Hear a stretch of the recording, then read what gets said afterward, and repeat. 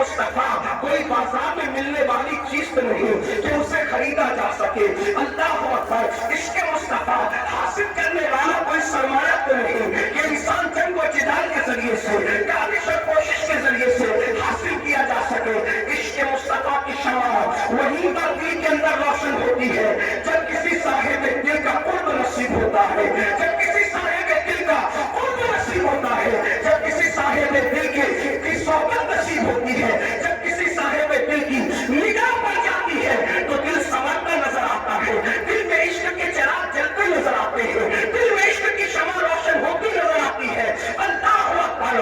مولانا مطالعہ کی سب سے بڑی خوبی یہ ہے کہ یہاں کے مشائخ حضور صاحب البرکات سے لے کر کے آج تک جتنے مشائخ ہیں انہوں نے ایک ہی مشن پہ کام کیا کہ پوری امت کا تعلق بالرسول مضبوط کر دیا جائے, سینوں میں عشق مصطفیٰ کی شمع روشن کر دی جائے.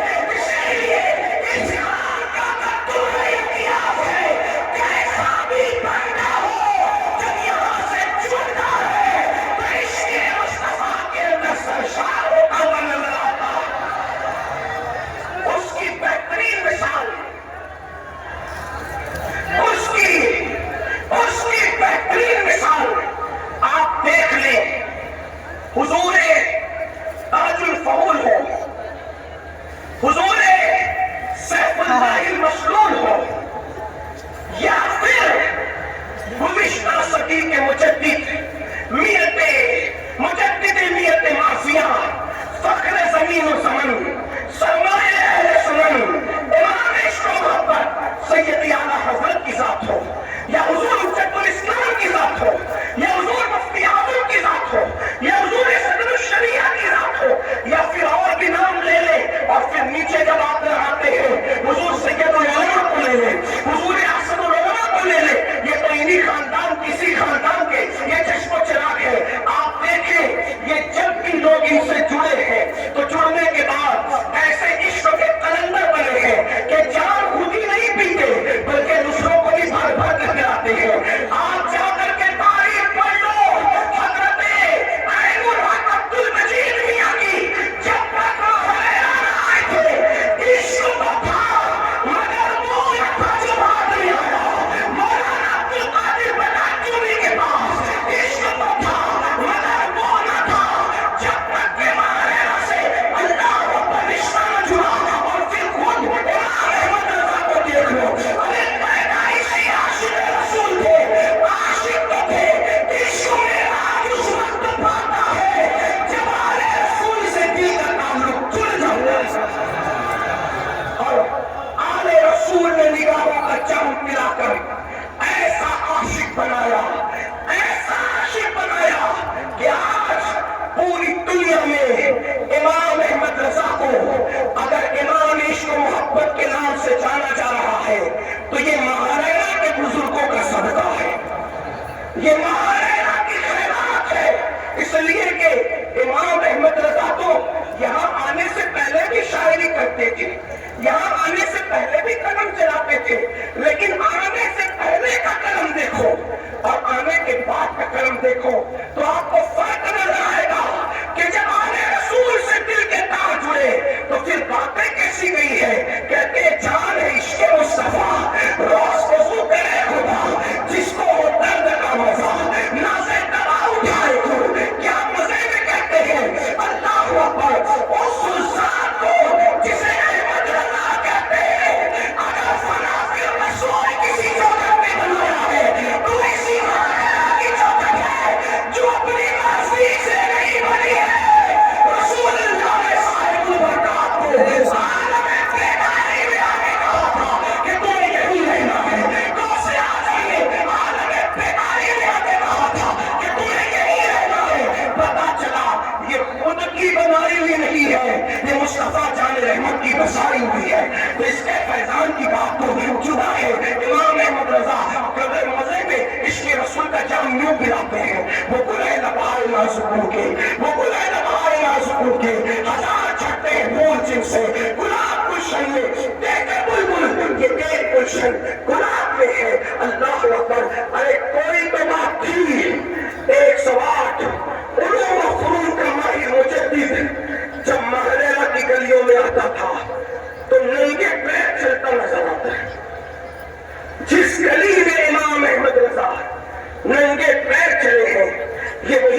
محررہ مطالعہ کیے. ابھی میں اپنے استاد محترم اور اپنے قائد کے ساتھ چائے پی رہا تھا تو میں نے حضرت سے عرض کیا یہ وہ جگہ ہے جہاں امام احمد رضا ننگے پیر چلے ہیں. تو حضرت نے مجھے جملہ کہا کہ بیٹا محررہ کو بصارت سے دیکھنے کی ضرورت نہیں ہے, محررہ دیکھنے کے لیے بصارت نہیں چاہیے, محررہ کو دیکھنے کے لیے بصیرت کی ضرورت. اور جنہوں نے بصیرت کی آنکھ سے محررہ کو دیکھا پھر وہ ہمیشہ کے لیے محررہ ہی کرتے رہ گئے. تو یاد رکھیے یہ محررہ وہ ہے جس نے دلوں کا تعلق عشق رسول کے حوالے سے جوڑا ہے. اور تقریباً الحمدللہ کم و بیش 4 صدیاں بیت رہی ہے محررہ مطہرہ کو. اور اگر اوپر دیکھا جائے تو تقریباً اللہ اکبر 800 صدیاں اس خاندان کی بیت رہی ہے دین متین کی خدمت کرتے ہوئے. میر سید محمد دعوت الصغریٰ سے لے کر حضور احسن العلماء تک جب آپ نیچے آئیں گے ایک ہی کام کیا, اللہ اکبر, عشق مصطفیٰ کا جام پلایا, عشق مصطفیٰ کا جام پلایا. اور آج بھی محررہ کے میخانے سے عشق مصطفیٰ کا جام بٹ رہا ہے. اور ہم یہ شکر کے ساتھ فخر کے ساتھ کہتے ہیں کہ کل بھی محررہ کے مشائخ نے دلوں کو سنوارا تھا اور آج بھی محررہ کے مشائخ جیب پر نہیں بلکہ دل پر نظر رکھے ہوئے ہیں جس کے اثرات ہم دیکھ رہے ہیں. بہت سے لوگ جاتے ہیں تو لے کر آتے ہیں لیکن یہ میرے محررہ کے سرکار ہے, جاتے بھی ہیں اور دے کر بھی آتے ہیں. ارے وہ پیر کیا جو عطا نہ کرے, ہم نے تو لینے والا پیر کبھی نہیں دیکھا, ہم نے تو ہمیشہ دینے اور لٹانے والا پیر دیکھا. اجمیر کا خواجہ ہو وہ بھی دیتا نظر آتا ہے, لاہور کا داتا ہو وہ بھی دیتا نظر آتا ہے. بغداد کے غوث العالم دستگیر کی تو بات ہی جدا ہے. ایسا دیا اور اتنا دیا جس کو دیا دینے والا بنا دیا. پتا چلا آج بھی یہاں خانقاہی روایات زندہ ہے. بس آخری بات عرض کر کے چونکہ میرا 15 منٹ کا وقت پورا ہوتا ہے اور حضور سیدی رفیق ملت نے پہلی مرتبہ مجھے وقت کا پابند کیا ہے تو میں بالکل اپنے وقت پر اپنی گفتگو کو مکمل کروں گا. میرے آقا علیہ الصلوۃ و تسلیم کے دیوانوں, دنیا اور آخرت کا سنورنا دل کے سنورنے پر ہے. اپنے دل کا تعلق مصطفیٰ جان رحمت سے جوڑیے. کس کس کو دل دیتے ہو, کس کس کو حضور کے عشق کا دعویٰ کرتے ہو اور موبائل کی اسکرین پر ہیرو کی تصویر رکھتے ہو. کس کس کو دل دیتے ہو, عشق مصطفیٰ کا دعویٰ کرتے ہو. کرکٹ کے لیے تو وقت نکالتے ہو, نماز کے لیے وقت کیوں نہیں نکالتے؟ کیونکہ نماز تو میرے آقا کی آنکھوں کی ٹھنڈک ہے. بڑی معذرت کے ساتھ ہمیں دکھ کے ساتھ کہنا پڑتا ہے جو قوم میلاد النبی کی سجاوٹ میں بھی نمازوں کو ترک کر دے وہ قوم عزت کیسے پا سکے گی؟ جو قوم عاشورہ میں امام حسین کے جلوس کے انتظام میں بھی نمازوں کو ترک کر دے وہ قوم عزت کیسے پا سکے گی؟ عشق تو یہ ہے کہ محبوب کے لیے سب کچھ قربان کیا جاتا ہے اور جا سکتا ہے. حیرت ہے ہم نے اپنے آقا کی آنکھوں کی ٹھنڈک کی قدر نہیں کی. بڑی معذرت کے ساتھ جو آخری بات کہنا چاہتا تھا وہ کہہ کے رخصت ہونا چاہتا ہوں. پیر کی محبت اسی وقت کام آئے گی جب وہ محبت رسول اللہ تک لے جائے. اگر وہ محبت وہیں روک لے, ٹرین وہی کامیاب ہے جو منزل تک لے جائے. ٹرین اگر اسٹیشن پر ہی رک جائے اور روک لے تو کتنی خوبصورت ہو, وہ ٹرین کوئی کام کی نہیں ہے. تو پیر وہی پیر ہے جو حضور کا سچا عاشق بنا دے, جو اپنے پاس روک لے. وہ پیر نہیں, وہ کچھ بھی ہو سکتا ہے, پیر نہیں ہو سکتا. ایک بات آپ سے کہتا ہوں, اگر ہمارا پیر ہمیں کوئی ٹوپی دے دے, کرتا دے دے, نالین دے دے, انگوٹھی دے دے, رومال دے دے تو کتنا پیار کرتے ہیں اس سے, سنبھال کے رکھتے ہیں, عطر لگاتے ہیں, خوشبو لگاتے ہیں, تجوریوں میں رکھتے ہیں, کسی کو بتاتے بھی نہیں ہیں. کیوں؟ ہم قبر میں لے جائیں گے اس کو. بالکل تبرکات قبر میں لے جانا یہ اہل سنت کا طرز امتیاز ہے، مجھے اس پر کوئی اعتراض نہیں، لیکن ایک بات کہتا ہوں، پیر کے دیے ہوئے تحفے کی اتنی قدر کی، کیا اللہ کے دیے ہوئے تحفے کی بھی ہم نے اتنی ہی قدر کی؟ بہت اچھی بات ہے۔ اللہ نے جو تحفہ دیا تھا کس کے ہاتھوں سے؟ تحفہ نماز دینے والا اللہ اور ہاتھ مصطفیٰ جان رحمت کے۔ اب ایسے تحفے کی جو قدر نہ کرے، پھر میں سمجھتا ہوں کہ شاید کسی اور کا بڑے سے بڑے کا تبرک بھی اس کو قبر میں کام نہیں آ سکتا، اس لیے کہ اللہ کے رسول علیہ السلام نے فرمایا جس نے جان بوجھ کر نماز چھوڑ دی وہ میرے ذمے سے باہر ہے، قیامت کے دن اس کے ساتھ میرا کوئی وعدہ نہیں ہے۔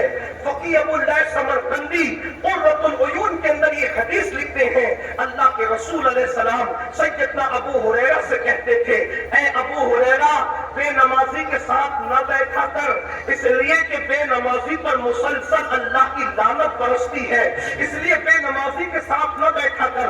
اسی کتاب میں یہ بھی ہے، اللہ کے رسول علیہ السلام نے اپنے اصحاب سے کہا، اے میرے صحابہ دعا کرو اللہ کسی کو بدبخت نہ کرے اور اللہ کسی کو محروم نہ کرے، کسی کو بدبخت نہ کرے، کسی کو محروم نہ کرے۔ آقا علیہ السلام نے جب کہا تو صحابہ کرام سے خود ہی کہا، تم مجھ سے نہیں پوچھتے، تم مجھ سے سوال نہیں کرتے کہ بدبخت کون ہے اور محروم کون ہے؟ تو صحابہ کرام نے عرض کیا، یا رسول اللہ بدبخت اور محروم کون ہے؟ تو میرے آقا فرماتے ہیں جو جان بوجھ کر نماز چھوڑ دیتا ہے وہ بدبخت بھی ہے، وہ محروم بھی ہے۔ اے اس سے برکت کی قاسمی میں آنے والوں، جس کو کوئی نہیں دیتا اس کو مصطفیٰ جان رحمت عطا کرتے ہیں، اور جس کو حضور بدبخت اور محروم کرتے، بتاؤ اسے کون دے سکتا ہے؟ اس لیے اللہ کے بندو عشق رسول کا تقاضا یہ ہے، اور سے قاسمی برکاتی میں آنے والوں، آج سے ہم عہد کر کے جائیں گے کہ رسمی اور اسمی عاشق نہیں بنیں گے بلکہ عمل کے میدان کے عاشق بنیں گے۔ یہ مہاریرہ تو ایسی جگہ ہے جہاں صرف نماز ہی نہیں ہوتی بلکہ جماعت کے ساتھ نماز ہوتی ہے۔ ایک بزرگ اسی مہاریرہ کے ایک دوسرے بزرگ ملنے آئے، میں نام نہیں لیتا، ہمارے بزرگ نیچے اتر رہے تھے، دوسرے بزرگ سیڑھی چل رہے تھے، تو پوچھا کہاں جا رہے حضرت؟ تو اس بزرگ نے کہا نماز کے لیے، اور میں نماز تو ہو گئی، نماز تو جو جماعت کے ساتھ ہوگی تھی وہ نماز تو ہو گئی، اب کون سی نماز پڑھنے جا رہے بزرگ؟ یہاں تقوی کا یہ عالم ہے، ماہریرہ متحلہ وہ ہے جہاں شریعت اور طریقت دونوں گلے ملتے ہیں، اسی کو صاحب البرکات کا آستانہ کہتے ہیں، اسی کو آل رسول کا آستانہ کہتے ہیں، اسی کو سرکار نور کا آستانہ کہتے ہیں۔ یہاں آئے ہیں، عبادتیں کرو، درود شریف پڑھو، مرشد کے چہرے کی زیارت کرو۔ ہمارے مختوم سیدنا مختوم اشرف جہانگیر سمنانی تو یہاں تک فرماتے ہیں ہر عبادت کی قضا ہے، لیکن بزرگوں کے چہرے کی وہ عبادت ہے کہ اگر ایک بار قضا ہو جائے تو دوبارہ وہ ادا نہیں ہو سکتی۔ اللہ اکبر، احسن العلماء کا چہرہ چلا گیا، اب بتاؤ وہ چہرہ کہاں سے لاؤ گے؟ سید العلماء کا چہرہ چلا گیا، وہ چہرہ کہاں سے لاؤ گے؟ حضور صاحب البرکات کا چہرہ چلا گیا، وہ چہرہ کہاں سے لاؤ گے؟ دعا کرو اللہ ان چہروں کو ہمیں دیکھنے کا شرف عطا فرمائے۔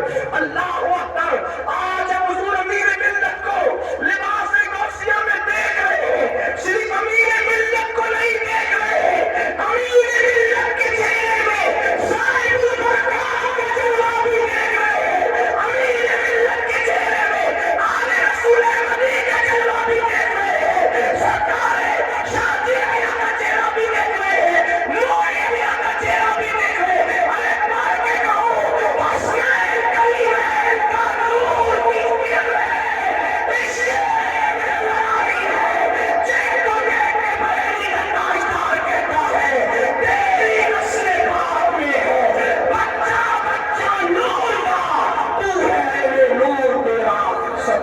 السلام علیکم۔